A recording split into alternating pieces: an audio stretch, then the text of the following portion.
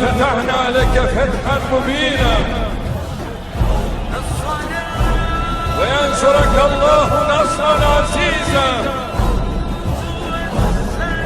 Doğrusu biz sana apaçık bir fetih ihsan ettik ve sana Allah şanlı bir zaferle yardım eder. Ve sevgililer sevgilisi لَتُفْتَحَنَّ الْقُسْطَنْطِنِيَّةَ.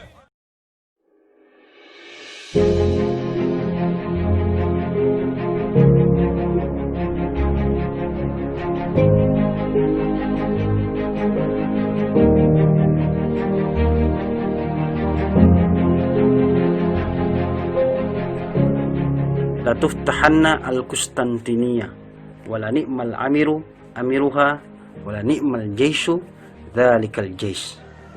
Sungguh kota Konstantinopel pasti akan ditaklukkan. Sebaik-baik pemimpin adalah pemimpin yang menaklukkannya, dan sebaik-baik pasukan adalah pasukan itu. Beginilah syarat Rasul kepada seluruh umat Islam agar berlomba-lomba untuk menaklukkan kota Konstantinopel. Tepat 567 tahun yang lalu, pada Mei 1453, isyarat Rasul ini telah terwujud di tangan seorang pemimpin muda bernama Sultan Mehmed II. Ia dilahirkan pada 30 Maret 1432 di Edirne. Ia adalah anak keempat Sultan Murad II. Sultan Mehmed II diangkat menjadi penguasa menyusul wafatnya sang ayah. Ketika itu usianya baru menginjak 22 tahun. Sultan yang mendapatkan julukan Al-Fatih ini dikenal sebagai sultan yang berwibawa. Ia juga dikenal sebagai sosok yang mahir dalam ilmu sejarah, biografi, ilmu falak, dan puisi. Menurut seorang pelukis dari Venesia, Sultan Mehmed II digambarkannya sebagai seorang muslim yang soleh dan fasih bertutur dalam setidaknya 3 bahasa, yakni Arab, Turki, dan Persia. Ia juga disebut sebagai sosok yang bercita-cita tinggi, termasuk dalam upaya penaklukan Konstantinopel. Karena itu, ia sendiri terlibat dalam merencanakan penaklukan kota itu sejak awal.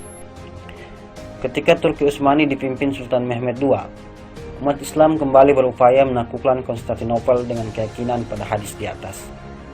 Upayanya dibantu penasihat dan pembantunya, seperti Samsuddin yang juga merupakan penasihat kerohanian, serta Wazir Zargonas Pasha. Sultan Mehmed II melakukan berbagai strategi dan persiapan untuk mengepung Konstantinopel. Ia kemudian mendirikan benteng besar di tepi Selat Bosporus yang berhadapan dengan benteng yang didirikan Bayazid. Benteng Bosporus yang dikenal pula dengan nama Rumli Haisar, Benteng Rum, dibangun sebagai pusat perbekalan perang untuk menyerang Konstantinopel. Setelah berbagai persiapan, pasukan Utsmani di bawah Sultan Mehmed II melakukan pengepungan selama 9 bulan. Serangan dimulai seusai sholat Jumat pada 6 April 1453 dengan tembakan yang dilepaskan oleh meriam raksasa. Meriam itu diciptakan oleh Sultan Mehmed II dengan bantuan seorang insinyur bangsa Hungaria bernama Urban. Meriam yang mampu menembakkan peluru seberat 800 pon hingga 1200 pon berhasil menggoyak benteng yang selama ini sepertinya kebal terhadap berbagai serangan. Selain meriam, Sultan Mehmed II juga mengerahkan 140 kapal perang dan 320 perahu dengan tentara berjumlah 150.000 orang, termasuk 12.000 pasukan khusus Janisari yang terlatih. Namun ternyata upaya penaklukan Konstantinopel ini tidak mudah. Setelah 2 pekan serangan dilancarkan berturut-turut, kota itu masih mampu bertahan. Salah satu faktor kegagalan itu karena keterbatasan serangan yang dilancarkan dari darat. Pasukan artileri Sultan Mehmed II gagal menusuk dari sayap barat karena dihadang 2 lapis benteng kukuh setinggi 10 meter.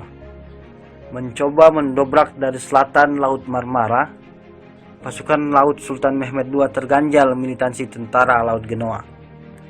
Sadarlah Al-Fatih, titik lemah Konstantinopel ada di sisi timur, yakni selat sempit Golden Horn, tanduk emas. Selat ini dibenteng rantai besar, memuskilkan armada kecil sekalipun untuk melewatinya. Tetapi Al-Fatih tidak kehabisan akal.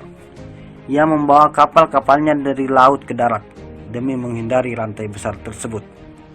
Sultan Mehmed II mengerahkan kapal perangnya agar diseret melalui Bukit Galata menuju wilayah Tanduk Emas. Dengan bantuan kayu bulat yang dihaluskan menggunakan lemak sapi, satu landaskan diwujudkan guna memudahkan kapal diseret menaiki bukit. Sebanyak 70 kapal digotong ramai-ramai ke sisi selat dalam waktu singkat pada malam hari. Inilah awal dari kejatuhan Konstantinopel yang fenomenal.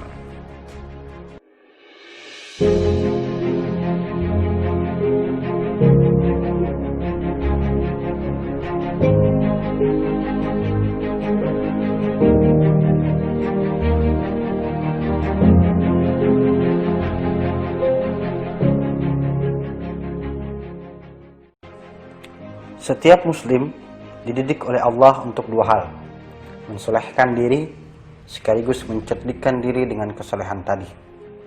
Bagaimana transmisi iman bekerja dengan otak atau rasio di lapangan, dan transmisi itu ditempuh dengan berusaha dan berdoa. Tidak cukup salah satu saja. Tak berfaedah kalau hanya andalkan doa, tapi malas membaca arus kemajuan zaman agar kemenangan itu diciptakan. Dalam konteks saat ini, penguasa dan para pejabat publik kita hari ini lebih memilih mengajari bertindak pragmatis, menyerah dari keadaan perang pandemi COVID-19. Semestinya kaum muslim jangan seturut menyerah dalam pikiran. Kita bukan pembeo satu rezim yang memang lemah dalam menegakkan cita-cita dan mudah dibui oleh kekalahan, kadang mudah juga lihai untuk berkilah. Pemerintah kini sedang bersiap menghadapi the new normal atau fase kehidupan baru. Dalam kehidupan new normal, masyarakat dituntut untuk beradaptasi dengan kebiasaan baru. Mereka harus menerapkan protokol pencegahan penularan virus di setiap kegiatan yang melibatkan orang banyak. Menyikapi hal tersebut, seharusnya kita malu, teman-teman. Sudah berapa besar perjuangan kita dibanding perjuangan Sultan Mehmed II dalam menaklukkan Konstantinopel. Kebijakan new normal ini merupakan bentuk keputusasaan pemerintah dalam memerangi pandemi COVID-19. Ini terbukti dari sejumlah aturan yang tidak diterapkan hingga tuntas. Di sisi lain, upaya-upaya yang dilakukan selalu tidak maksimal dan selalu berubah-ubah. Ada kesalahan dari pemerintah dalam memahami COVID-19 ini. Inilah yang mengerikan. Pemerintah menaruh posisi politik dan ekonomi di atas nilai-nilai kemanusiaan. Nampaknya ada kelompok tertentu di lingkaran kekuasaan yang berbisik bahwa ekonomi lebih penting daripada keselamatan rakyat. Kita bukan dididik buat gampang tawakal, yang tak lebih alibih enggan berpayah-payah mengalahkan riset dan berkorban untuk kemanusiaan. Gagasan new normal seolah mengajak kita untuk pasrah menerimanya, padahal kita harus berjuang mengatasinya. Melihat pergerakan pemerintah sampai saat ini, maka kita harus memaknai new normal dengan berhenti berharap kepada pemerintah. Ini saatnya membangun kemandirian dengan bekal gotong royong. Dalam situasi ketiadaan peran pemerintah, kemandirian itu dapat dibangun dengan mengupayakan ketahanan pangan. Masyarakat harus mulai bisa memanfaatkan lahan yang mereka miliki sekecil dan sesempit apapun untuk memproduksi bahan pangan untuk dikonsumsi sendiri. Lawan Corona, hidup rakyat Indonesia, salam kemanusiaan. Ayo kita